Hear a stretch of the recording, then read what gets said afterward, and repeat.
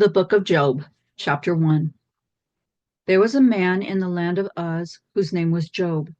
That man was blameless and upright, and one who feared God and turned away from evil. There were born to him 7 sons and 3 daughters.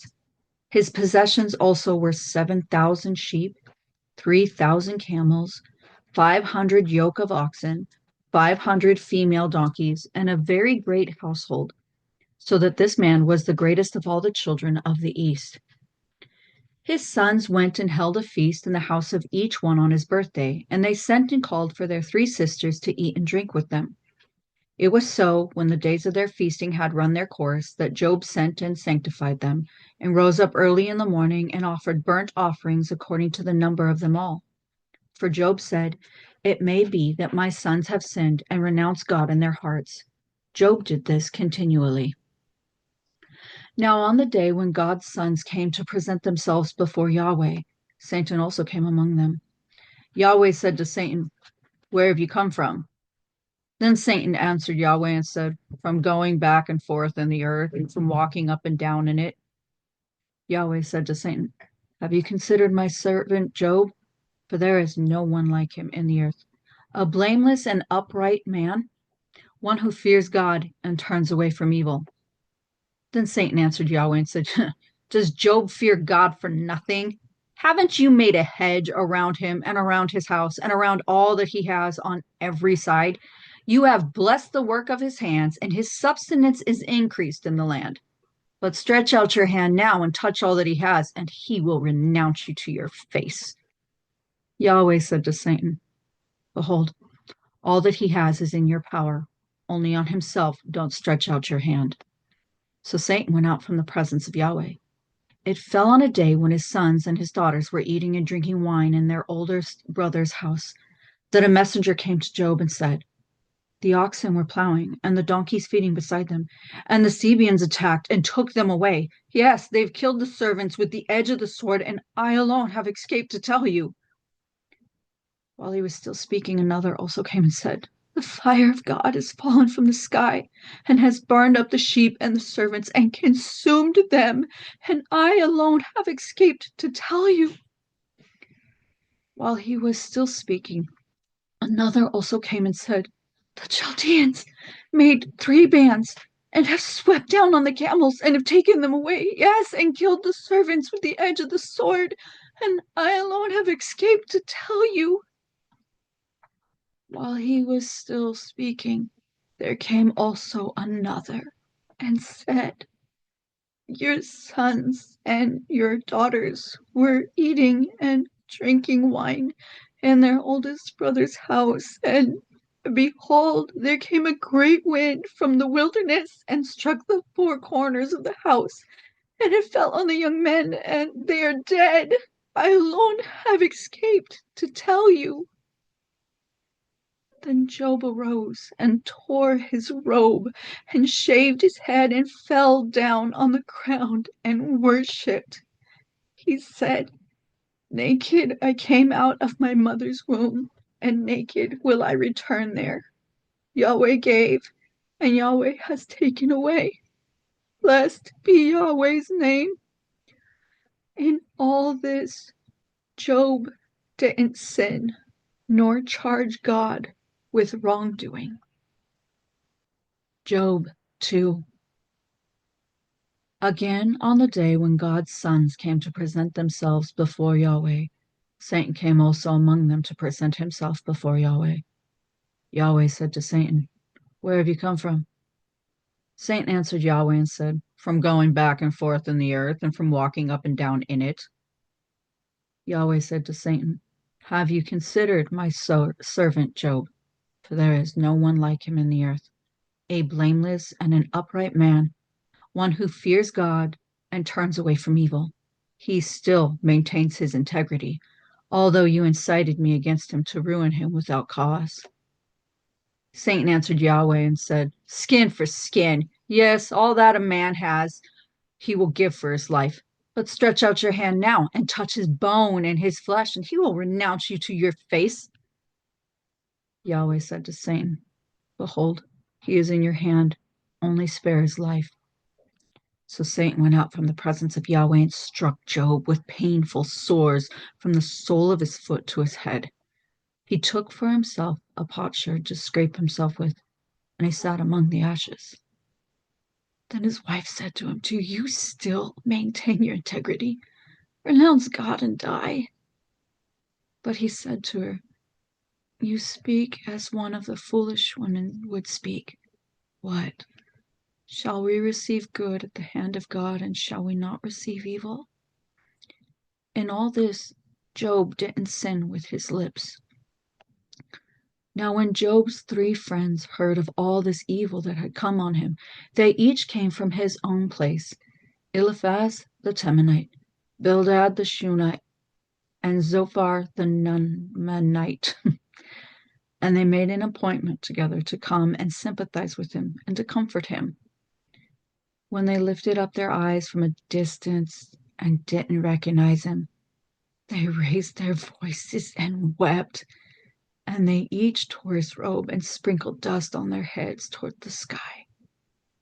So they sat down with him on the ground 7 days and 7 nights, and no one spoke a word to him, for they saw that his grief was very great. Job 3. After this, Job opened his mouth and cursed the day of his birth. Job answered, "Let the day perish in which I was born, the night which said, there is a boy conceived. Let that day be darkness. Don't let God from above seek for it, neither let the light shine on it. Let darkness and the shadow of death claim it for their own. Let a cloud dwell on it. Let all that makes the day black terrify it. As for that night, let thick darkness seize on it. Let it not rejoice among the days of the year. Let it not come into the number of the months. Behold, let that night be barren. Let no joyful voice come therein. Let them curse it who would curse the day, who are ready to rouse up Leviathan. Let the stars of its twilight be dark. Let it look for light, but have none. Neither let it see the eyelids of the morning, because it didn't shut up the doors of my mother's womb, nor did it hide trouble from my eyes. Why didn't I die from the womb? Why didn't I give up the spirit when my mother bore me? Why did the knees receive me, or why the breast that I should nurse? For now I should have laid down and been quiet. I should have slept, then I would have been at rest, with kings and counselors of the earth who built up waste places for themselves, or with princes who had gold, who filled their houses with silver. Or as a hidden untimely birth, I had not been as infants who never saw light. There the wicked cease from troubling, there the weary are at rest, there the prisoners are at ease together. They don't hear the voice of the taskmaster. The small and the great are there, the servant is free from his master. Why is light given to him who is in misery, life to the bitter in soul, who long for death, but it doesn't come, and dig for it more than for hidden treasures, who rejoice exceedingly and are glad when they can find the grave? Why is light given to a man whose way is hidden, from whom God has hedged in? For my sighing comes before I eat, my groanings are poured out like water. For the thing which I feared comes on me, that which I am afraid of comes to me. I am not at ease, neither am I quiet, neither do I have rest, but trouble comes. Job 4. Then Eliphaz the Temanite answered, "If someone ventures to talk with you, will you be grieved? But who can withhold himself from speaking? Behold, you have instructed many, you have strengthened the weak hands. Your words have supported him who was falling. You have made the feeble knees firm. But now it has come to you, and you faint? It touches you, and you are troubled? Isn't your piety your confidence, Isn't the integrity of your ways your hope? Remember now, whoever perished being innocent, or where were the upright cut off? According to what I have seen, those who plow iniquity and sow trouble reap the same. By the breath of God they perish, by the blast of his anger are they consumed. The roaring of the lion and the voice of the fierce lion, the teeth of the young lions are broken. The old lion perishes for lack of prey, the cubs of the lioness are scattered abroad. Now a thing was secretly brought to me. My ear received a whisper of it. In thoughts from the visions of the night, when deep sleep falls on men, fear came on me in trembling, which made all my bones shake. Then a spirit passed before my face. The hair of my flesh stood up. It stood still, but I couldn't discern its appearance. A form was before my eyes. Silence. Then I heard a voice saying, "Shall mortal man be more than just God? Shall a man be more pure than his Maker? Behold, he puts no trust in his servants. He charges his angels with error. How much more those who dwell in houses of clay, whose foundation is in the dust, who are crushed before the moth. Between morning and evening they are destroyed. They perish forever without any regarding it. Isn't their tent cord plucked up within them? They die, and that without wisdom." Job 5. Call now. Is there any who will answer you? To which of the holy ones will you turn? For resentment kills the foolish man, and jealousy kills the simple. I have seen the foolish taking root, but suddenly I cursed his habitation. His children are far from safety. They are crushed in the gate, neither is there any to deliver them. Whose harvest the hungry eat up, and take it even out of the thorns. The snare gapes for their substance, for affliction doesn't come out of the dust, neither does trouble spring out of the ground, but man is born to trouble as the sparks fly upward. But as for me, I would seek God. I would commit my cause to God, who does great things that can't be fathomed, marvelous things without number, who gives rain on the earth and sends waters on the fields, so that he sets up on high those who are low. Those who mourn are exalted to safety. He frustrates the plans of the crafty so that their hands can't perform their enterprise. He takes the wise in their own craftiness. The counsel of the cunning is carried headlong. They meet with darkness in the daytime and grope at noonday as in the night. But he saves from the sword of their mouths, even the needy from the hand of the mighty. So the poor has hope, and injustice shuts her mouth. Behold, happy is the man whom God corrects. Therefore do not despise the chastening of the Almighty. For he wounds and binds up, he injures, and his hands make whole. He will deliver you in 6 troubles, yes, in 7 no evil will touch you. In famine he will redeem you from death, in war from the power of the sword. You will be hidden from the scourge of the tongue, neither will you be afraid of destruction when it comes. You will laugh at destruction and famine, neither will you be afraid of the animals of the earth, for you will be allied with the stones of the field. The animals of the field will be at peace with you. You will know that your tent is in peace. You will visit your fold and will miss nothing. You will also know that your offspring will be great. Your offspring is the grass of the earth. You will come to your grave in a full age, like a shock of grain comes in its season. Behold, we have researched it. It is so. Hear it and know it is for your good. Job 6. Then Job answered, "Oh, that my anguish were weighed and all my calamity laid in the balances, for now it would be heavier than the sand of the seas. Therefore my words have been rash, for the arrows of the Almighty are within me. My spirit drinks up their poison. The terrors of God set themselves in array against me. Does the wild donkey bray when he has grass? Or does the ox low over his fodder? Can that which has no flavor be eaten without salt? Oh, is there any taste in the white of an egg? My soul refuses to touch them. They are as loathsome food to me. Oh, that I might have my request, that God would grant the thing that I long for, even that it would please God to crush me, that he would let loose his hand and cut me off.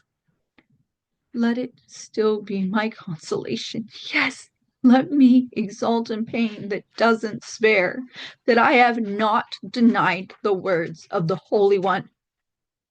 What is my strength that I should wait? What is my end that I should be patient? Is my strength the strength of stones, or is my flesh of bronze? Isn't it that I have no help in me, that wisdom is driven away from me? To him who is ready to faint, kindness should be shown from his friend, even to him who forsakes the fear of the Almighty. My brothers have dealt deceitfully as a brook, as a channel of brooks that pass away, which are black by reason of the ice in which the snow hides itself. In the dry season they vanish. When it is hot, they are consumed out of their place. The caravans that travel beside them turn away. They go up into the waste and perish. The caravans of Tema looked. The companies of Sheba waited for them. They were distressed because they were confident. They came there and were confounded. For now you are nothing. You see a terror and are afraid. Did I ever say, give to me? Or offer a present for me from your substance? Or deliver me from the adversary's hand? Or redeem me from the hand of the oppressors? Teach me, and I will hold my peace. Cause me to understand my error. How forcible are words of uprightness! But your reproof, what does it reprove? Do you intend to reprove words, since the speeches of one who is desperate are as wind? Yes, you would even cast lots for the fatherless and make merchandise of your friend. Now therefore be pleased to look at me, for surely I will not lie to your face. Please return. Let there be no injustice. Yes, return again. My cause is righteous. Is there any injustice on my tongue? Can't my taste discern mischievous things? Job 7. Isn't a man forced to labor on earth? Aren't his days like the days of a hired hand?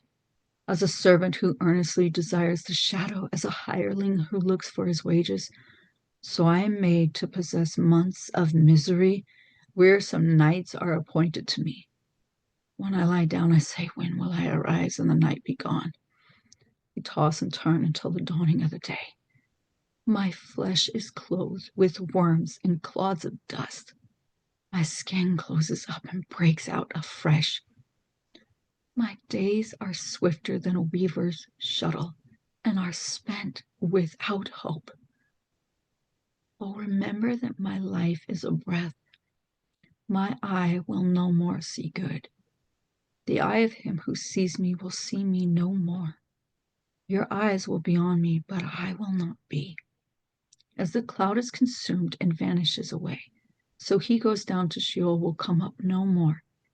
He will return no more to his house, neither will his place know him any more. Therefore I will not keep silent. I will speak in the anguish of my spirit. I will complain in the bitterness of my soul. Am I a sea or a sea monster that you would put a guard over me?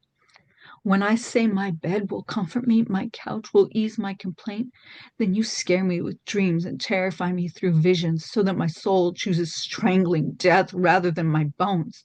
I loathe my life. I don't want to live forever. Leave me alone, for my days are but a breath. What is man that you should magnify him, that you should set your mind on him, that you should visit him every morning and test him every moment? How long will you not look away from me, nor leave me alone until I swallow down my spittle? If I have sinned, what do I do to you, you watcher of men? Why have you set me as a mark for you, so that I am a burden to myself? Why do you not pardon my disobedience and take away my iniquity? For now I will lie down in the dust. You will seek me diligently, but I will not be.